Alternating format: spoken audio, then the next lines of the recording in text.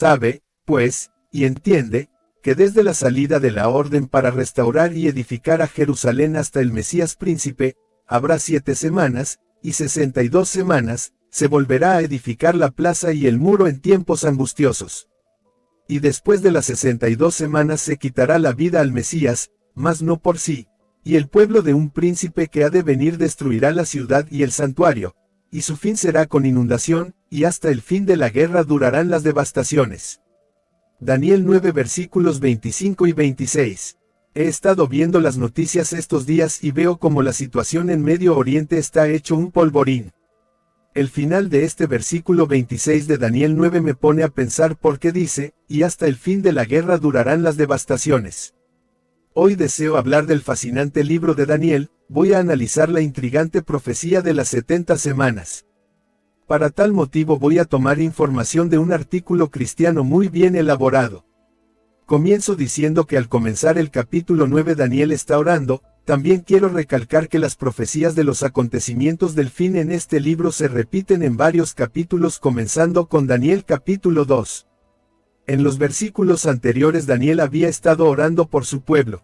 Él sabía que los 70 años que Jeremías había anunciado que duraría el cautiverio de Judá en Babilonia estaban a punto de terminar, Daniel 9 versículo 1 y 2 y Jeremías 25 versículo 11 y por esa razón hizo una confesión de los pecados del pueblo implorando el perdón de Dios y la restauración de su vida nacional y de la ciudad de Jerusalén. Recordemos también que las dos visiones anteriores que Daniel había descrito en los capítulos 7 y 8 tenían que ver con eventos futuros relacionados con las naciones gentiles, pero a él lo que le preocupaba especialmente era cuál sería el programa que Dios tenía para Israel después de los 70 años que habían de durar las desolaciones. En respuesta a su oración Dios le reveló la profecía tocante a las 70 semanas, dice el fascinante libro de Daniel. Aún estaba hablando y orando, y confesando mi pecado y el pecado de mi pueblo Israel, y derramaba mi ruego delante de Jehová mi Dios por el monte santo de mi Dios.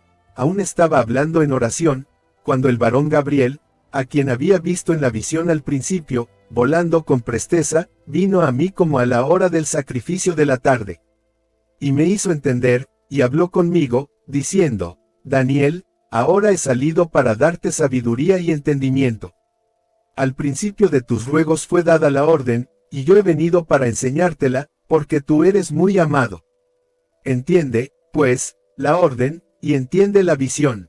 70 semanas están determinadas sobre tu pueblo y sobre tu santa ciudad, para terminar la prevaricación, y poner fin al pecado, y expiar la iniquidad, para traer la justicia perdurable, y sellar la visión y la profecía, y ungir al Santo de los Santos.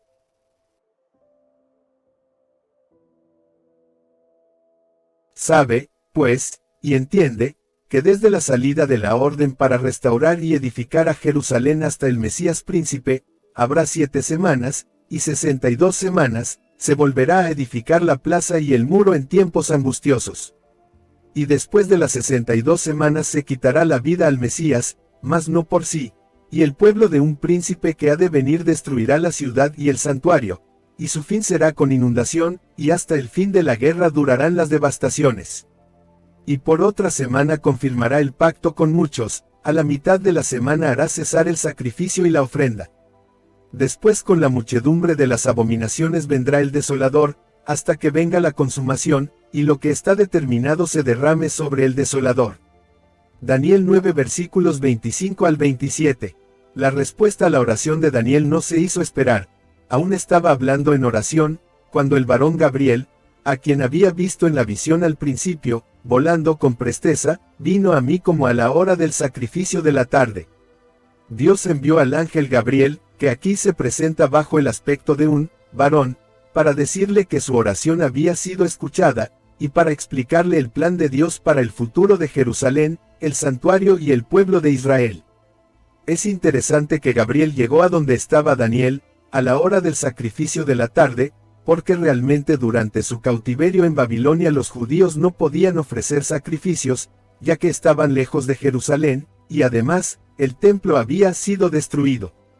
Aún así, los judíos piadosos usaban esas ocasiones para orar a su Dios pidiendo la restauración de todo eso. Daniel iba a recibir sabiduría y entendimiento, porque tal como le dijo Gabriel, tú eres muy amado. Con esto se enfatiza una vez más que aún el creyente necesita la iluminación de Dios para entender los planes de Dios.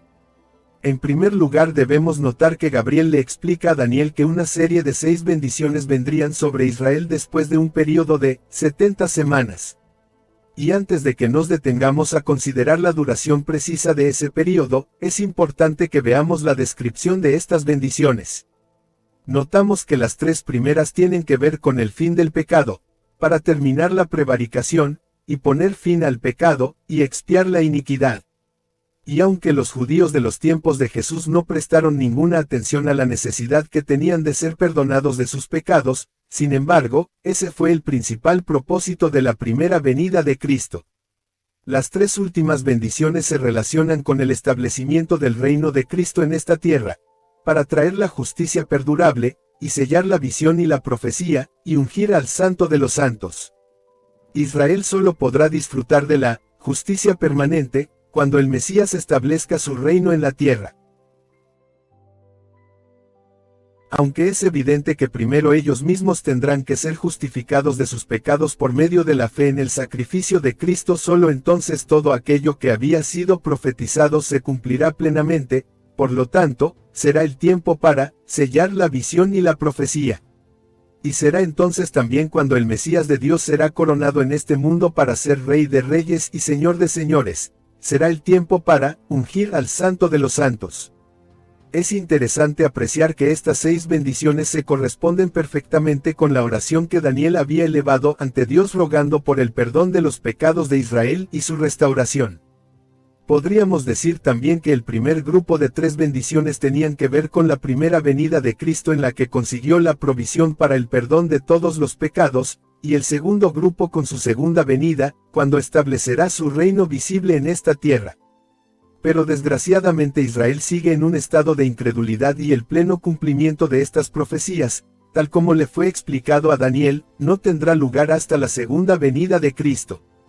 El apóstol Pablo lo dijo a los creyentes en la epístola a los Romanos 11 versículo 25 al 27, y dice, porque no quiero, hermanos, que ignoréis este misterio, para que no seáis arrogantes en cuanto a vosotros mismos, que ha acontecido a Israel endurecimiento en parte, hasta que haya entrado la plenitud de los gentiles, y luego todo Israel será salvo, como está escrito, vendrá de Sión el libertador, que apartará de Jacob la impiedad.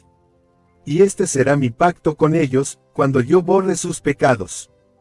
Para poder dar un sentido correcto a esta profecía debemos determinar previamente cuál es el significado preciso con el que se utiliza el término, semanas. En esta ocasión, 70 semanas están determinadas sobre tu pueblo y sobre tu santa ciudad.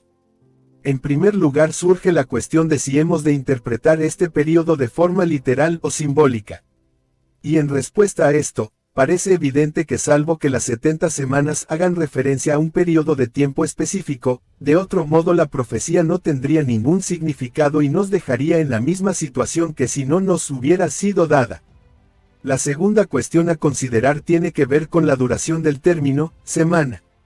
Normalmente nosotros diríamos que se refiere a un periodo de 7 días, con lo que, 70 semanas, sería equivalente a 490 días.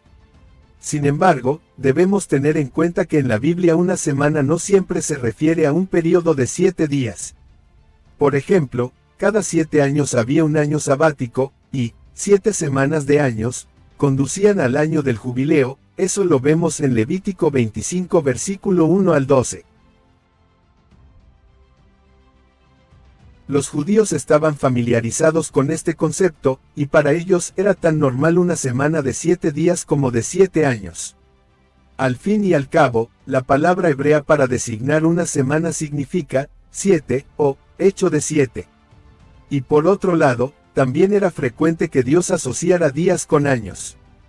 Por ejemplo, los israelitas fueron condenados a vagar durante 40 años por el desierto conforme a los 40 días que los espías emplearon para reconocer la tierra prometida. Números 14 versículo 34, también al profeta Ezequiel se le mandó acostarse de una forma concreta durante determinados días que simbolizaban años concretos. Ezequiel 4 versículo 4 al 6. Por lo tanto, Creemos que aquí se refiere a 70 semanas de años, lo que nos da un total de 490 años. Veamos ahora cuándo comienzan las 70 semanas en la profecía bíblica. Uno de los aspectos cruciales para entender correctamente la profecía de las 70 semanas consiste en determinar cuándo iba a comenzar ese período. Notemos lo que Gabriel le dijo a Daniel. Sabe, pues, y entiende, que desde la salida de la orden para restaurar y edificar a Jerusalén hasta el Mesías príncipe, habrá 7 semanas, y 62 semanas. Daniel 9 versículo 25. Según esto, debemos comenzar a contar las 70 semanas a partir de la salida de la orden para restaurar y edificar a Jerusalén. Ahora bien, ¿cuándo tuvo lugar esto? En primer lugar, es importante señalar que Jerusalén fue restaurada tal como apuntaba esta profecía. Esto se produjo como consecuencia de un decreto de Artajerjes en Nehemías 2 versículos 1 al 8. Tenemos también la fecha exacta. Sucedió en el mes de Nisán, en el año 20 del rey Artajerjes. Es importante no confundir este decreto de Artajerjes con uno anterior de Ciro en el que permitió, y hasta promovió, la reedificación del templo en Jerusalén. Ese otro dato está en Esdras 1 versículos 1 al 4 y también en Esdras 6 del 3 al 5. Notemos que en esta segunda cita el decreto de Ciro no dice nada acerca de la restauración de la ciudad. Por otro lado, vemos en el relato de Nehemías que la restauración de la ciudad de Jerusalén se llevó a cabo en tiempos angustiosos, tal como le había sido anunciado a Daniel. Para calcular la fecha del edicto de Artajerjes, los expertos nos dicen que el año de la coronación de Artajerjes es uno de los datos más precisos de la antigüedad, habiendo sido fijado en el año 465 a.C. Por lo tanto, si el edicto fue firmado, en el mes de Nisán, en el año 20 del rey Artajerjes, como lo dice Nehemías 2 versículo 1, esto nos lleva a establecer el año 445 a.C., exactamente en el mes de marzo, como la fecha desde la que debemos comenzar a contar las 70 semanas. Veamos ahora qué sucedió en la semana 69 de esta profecía, pero hay que tomar en cuenta que las 70 semanas son divididas en dos bloques principales, uno de 69 semanas y otro de una semana. A su vez, la primera parte es dividida también en dos partes, habrá 7 semanas, y 62 semanas, Daniel 9 versículo 25. Lo cierto es que no podemos ofrecer una explicación razonable para esta última división.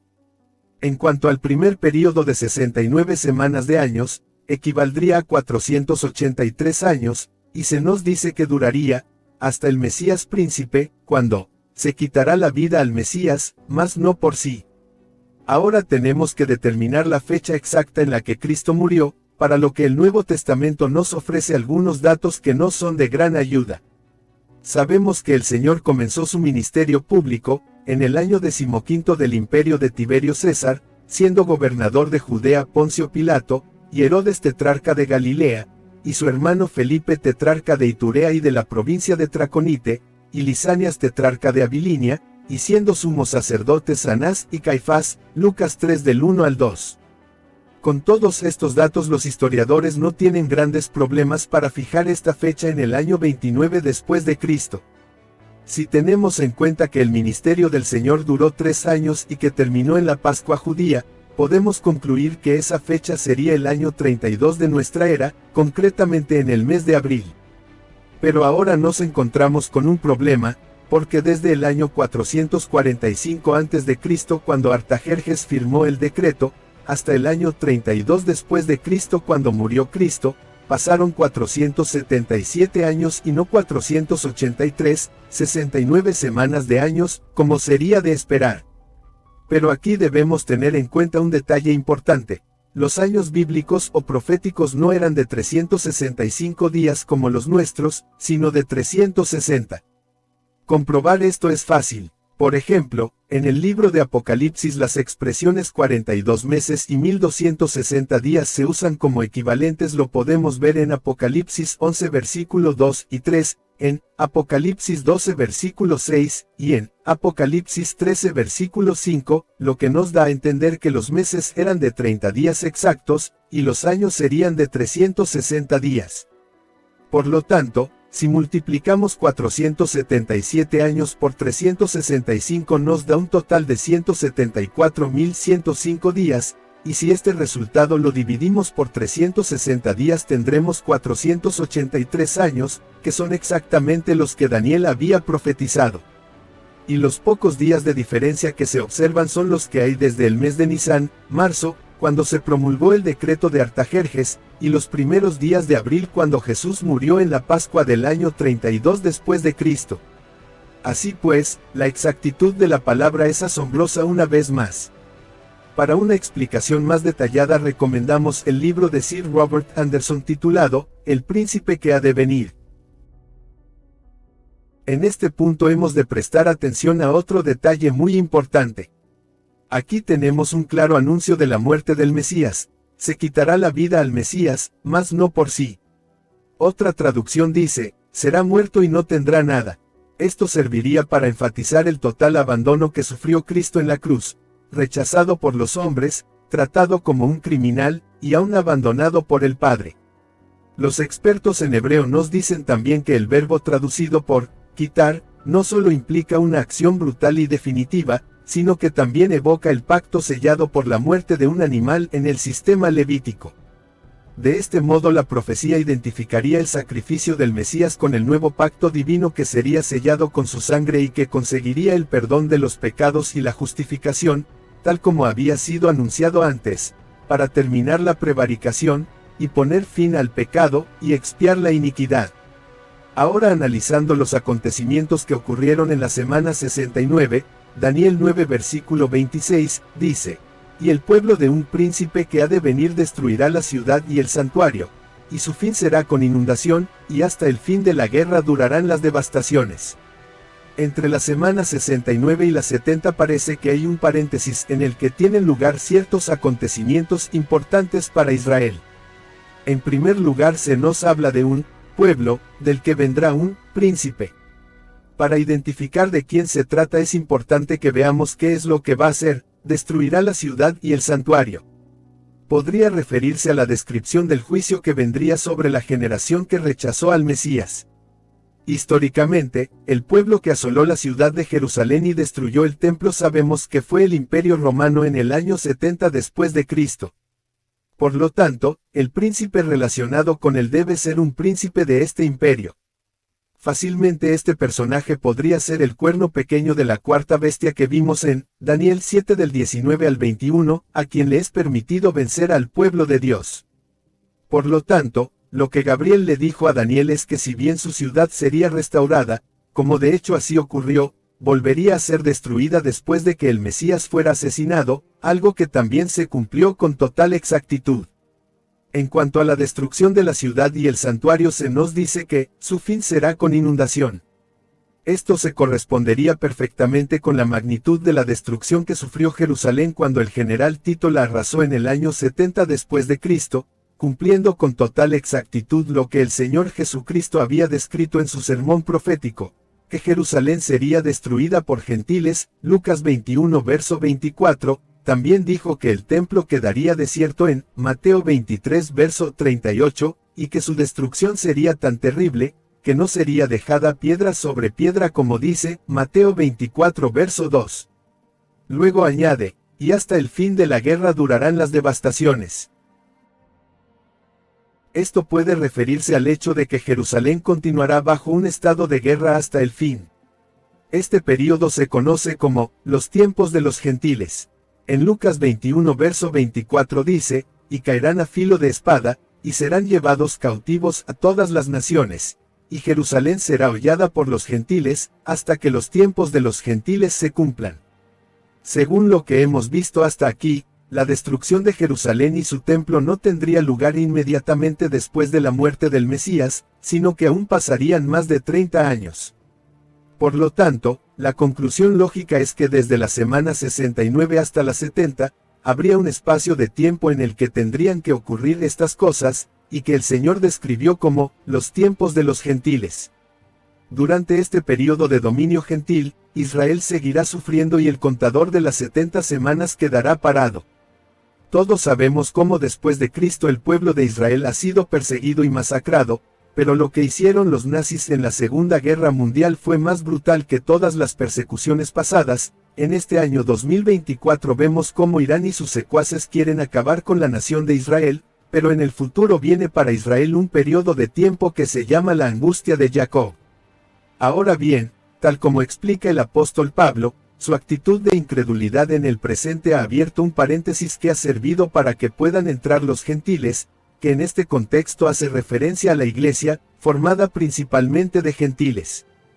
Pero una vez que haya entrado la plenitud de los gentiles, luego todo Israel será salvo, como lo dice la epístola a los Romanos 11 del 25 al 26. Y esto tendrá lugar durante el último período de 7 años que se corresponde con la semana 70 de Daniel. Más precisamente en la segunda mitad de la gran tribulación. Ahora analicemos el periodo de la semana 70 que comenzará cuando el Cordero abra el primer sello. Daniel 9 verso 27 dice, y por otra semana confirmará el pacto con muchos, a la mitad de la semana hará cesar el sacrificio y la ofrenda. Después con la muchedumbre de las abominaciones vendrá el desolador, hasta que venga la consumación, y lo que está determinado se derrame sobre el desolador. Cuando se termine el tiempo de los gentiles se cumplirá la última semana. Ahora bien, esta última semana queda dividida en dos partes, tal como acabamos de leer. A la mitad de la semana hará cesar el sacrificio y la ofrenda. Veamos qué es lo que tiene que ocurrir en cada una de estas partes. Y aquí es donde el tiempo que Dios ha permitido a los hombres gobernar este mundo estará llegando a su fin. Veamos a ver qué sucederá. Analicemos los acontecimientos de los 3 años y medio primeros. El texto nos dice que al comenzar esta última semana el príncipe que ha de venir, confirmará el pacto con muchos. Otras traducciones sugieren la idea de que, forzará o impondrá el pacto con muchos. En todo caso, ya sea por medio de la diplomacia o la fuerza, el hecho es que Israel volverá a vivir seguro y en paz en su tierra, y podrán volver a reedificar su templo en Jerusalén. Notemos que al comenzar la segunda parte de esta semana, el príncipe que ha de venir hará cesar el sacrificio y la ofrenda, lo que implica que el templo judío volverá a estar en funcionamiento. Hoy día parece imposible pensar que esto pueda llegar a ocurrir. Recordemos que el lugar donde en otro tiempo estuvo el templo judío, hoy está la cúpula de la roca, el tercer lugar más sagrado para el Islam. Mahoma afirmaba haber ascendido al cielo desde allí. Ahora bien, pensar que los judíos puedan quitar este lugar sagrado a los musulmanes resulta impensable. Recordemos que en la actualidad hay unos 1.500 millones de personas que profesan la religión musulmana en el mundo, frente a los 14 millones de judíos repartidos por todo el mundo. Los musulmanes esperan un Mesías al que llaman Mahdi, los judíos todavía están esperando al Mesías, por eso el Señor les dijo a los judíos de su tiempo: yo he venido en nombre de mi Padre, y no me recibís, si otro viniere en su propio nombre, a ese recibiréis. Juan 5 verso 43. En la actualidad parte de Jerusalén está ocupada por musulmanes. Antes del año de 1917 los israelíes casi no tenían ningún nexo con Tierra Santa. La judaización de Jerusalén empezó después de que esta ciudad se convirtiera en protectorado del Reino Unido el 9 de diciembre de 1917, tras haber permanecido más de 400 años bajo el mandato del Imperio Otomano. En aquel tiempo la población judía en Jerusalén apenas ascendía a 30.000 habitantes en el año 1917, pero luego de la creación del Estado de Israel en 1948, esta región había alcanzado los 100.000 habitantes. Como ya lo he dicho en mis estudios bíblicos, después de la gran señal del cometa Halley el mundo entró en el periodo llamado Principio de Dolores, y una de las señales es el nacimiento de la nación judía. En la actualidad Israel está en la obligación de erradicar a los musulmanes de su territorio. Todo estudioso de las Escrituras sabe que es la tierra prometida, y que las profecías acerca de la futura capital del mundo se cumplirán. Hay una serie de acontecimientos para el futuro sobre Israel, y lo que está sucediendo ahora en Israel nos está avisando que la semana 70 está a punto de iniciarse. Ahora mismo detrás del telón hay entes diabólicos y ministros de Satanás que están preparándose para tomar el control total del mundo, por eso están trabajando duro para desestabilizar al Medio Oriente y enfrentar a las potencias entre sí. para cuando sea el momento propicio caer sobre el mundo como un lazo, entonces comenzará a cabalgar el caballo blanco. Veamos a ver qué nos dicen las profecías acerca de los acontecimientos en la última parte de la semana 70. Al comenzar la segunda parte de la última semana, este príncipe que ha de venir no se conformará solo con disfrutar de la fama que le proporcionarán sus grandes logros políticos, sino que asumirá también el poder religioso. Para ello hará cesar los sacrificios en el templo, a la mitad de la semana hará cesar el sacrificio y la ofrenda. Y también obligará al mundo a que le adore a él como si fuera Dios. Esto fue anunciado por el apóstol Pablo, en 2 de Tesalonicenses 2 verso 4 y dice, el cual se opone y se levanta contra todo lo que se llama Dios o es objeto de culto, tanto que se sienta en el templo de Dios como Dios, haciéndose pasar por Dios. Esto ocurrirá, a la mitad de la semana, es decir, a los 3 años y medio. Recordemos que el libro de Apocalipsis se refiere a estos dos periodos como 42 meses o 1260 días, Apocalipsis 11 verso 2, Apocalipsis 13 verso 5, y también Daniel los describe como tiempo y tiempos, y medio tiempo, Daniel 7 verso 25. A la mitad de la última semana, este príncipe que ha de venir manifestará su auténtico carácter e intenciones. Ya no será el hábil político que conseguía acuerdos increíbles, sino que usará su poder para establecer por la fuerza el culto a su propia persona. En Apocalipsis se nos dice que un falso profeta levantaría una imagen para honrar a ese gobernante y que todo el mundo será obligado a adorarla bajo pena de muerte, Apocalipsis 13 del 13 al 17. También durante ese período, este príncipe desencadenará una persecución universal contra el pueblo judío. Por lo que dice la escritura, ese abominable personaje parece que estará radicando un tiempo en Jerusalén, porque inclusive dice la profecía que se sentará en el templo de Dios. Según lo que yo entiendo al leer Apocalipsis 11, la bestia matará en Jerusalén a los 2 testigos, la Biblia dice. Y daré a mis 2 testigos que profeticen por 1260 días, vestidos de cilicio. Estos testigos son los 2 olivos, y los 2 candeleros que están en pie delante del Dios de la tierra. Si alguno quiere dañarlos, sale fuego de la boca de ellos, y devora a sus enemigos. Y si alguno quiere hacerles daño, debe morir él de la misma manera. Estos tienen poder para cerrar el cielo, a fin de que no llueva en los días de su profecía, y tienen poder sobre las aguas para convertirlas en sangre, y para herir la tierra con toda plaga, cuantas veces quieran. Cuando hayan acabado su testimonio, la bestia que sube del abismo hará guerra contra ellos, y los vencerá y los matará. Y sus cadáveres estarán en la plaza de la grande ciudad que en sentido espiritual se llama Sodoma y Egipto, donde también nuestro Señor fue crucificado. Apocalipsis 11 del 3 al 8. Esos testigos junto con los 144,000 y un ángel predicarán el Evangelio en la semana 70. Fijémonos en lo que dice a continuación, después con la muchedumbre de las abominaciones vendrá el desolador.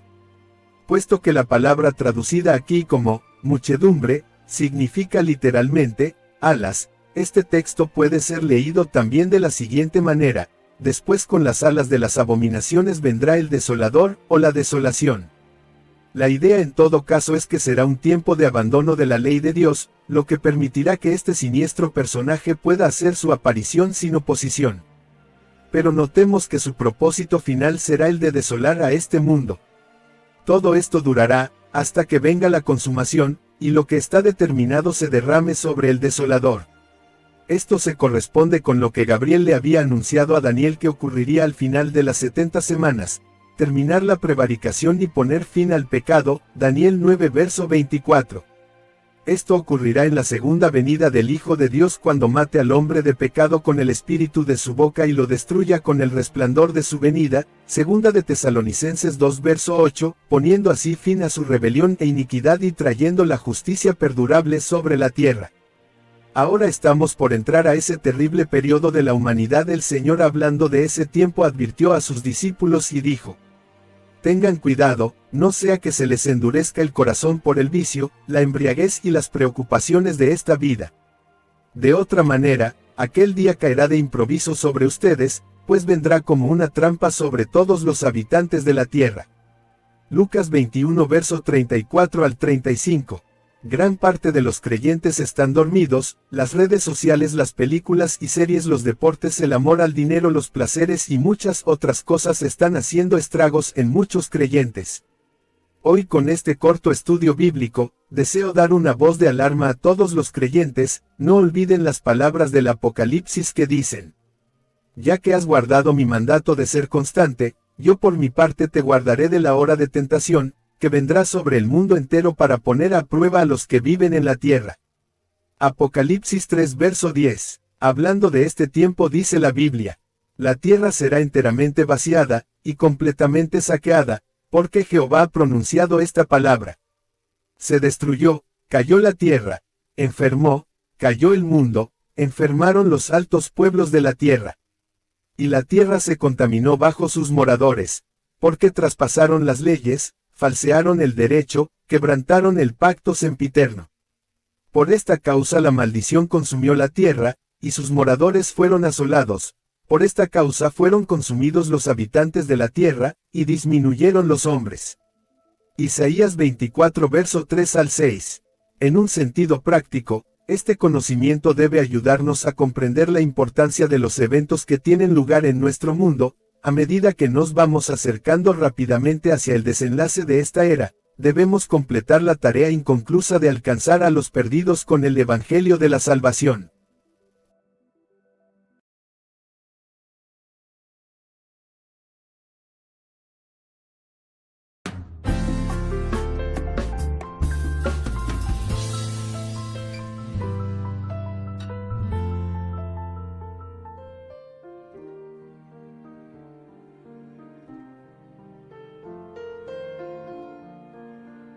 Señor Jesucristo, vengo ante ti reconociendo ser pecador. Pero ahora, Señor, me arrepiento y te pido perdón por todos mis pecados. Señor Jesucristo, yo sé que tú eres Dios, que has muerto por mí, cargando el castigo y maldición que me correspondía en la cruz del Calvario, y derramaste hasta la última gota de tu sangre para perdón de mis pecados. Y creo que al tercer día has resucitado y que vives. Señor Jesucristo, confiesa que tú eres el Señor y te recibo como único y suficiente Salvador y Señor de mi vida. Y te abro voluntariamente las puertas de mi corazón para que entres en mí y me llenes de tu Espíritu Santo. Quiero vivir de nuevo, empezar una nueva vida lleno de ti. Lávame con tu sangre de todos mis pecados. Y te pido que anotes mi nombre en el libro de la vida. Amén y amén. Hoy hay fiesta en los cielos. Dios te bendiga, hermano. Dios te bendiga.